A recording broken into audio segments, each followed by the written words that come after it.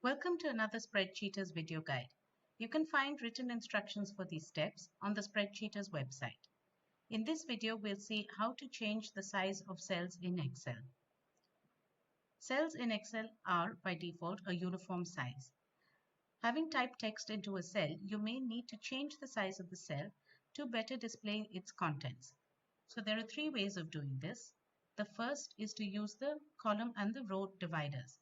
So here I have some text in the cell. If I expand the formula bar, I can see that there is a lot more text that needs to be displayed. So I can first expand the column by on a line and then dragging it, the column divider. And then I can select the rows and click on the row divider to expand the cells according to the data to be displayed. Just a little more. And now I have all the data displayed. So this is one way of doing this. Press Ctrl Z to look at the other options. The second option is to use the context menu by right clicking, and then I can define the column width.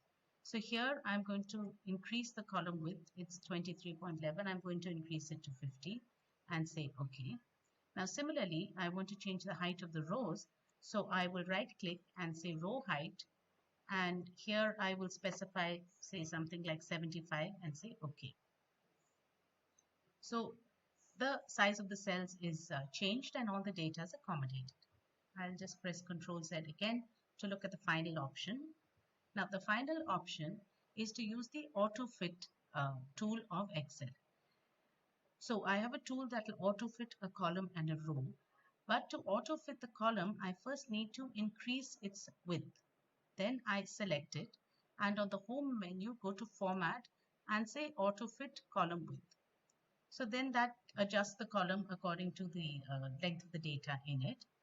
Then similarly I can select the rows and again go to format and say auto fit row height, and this increases the size of the rows as well.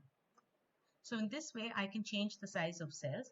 I have shown you ways how to increase the size. You can use the same methods to decrease the size. This is how to change size of cells in Excel. Please read the appended article for further guidance.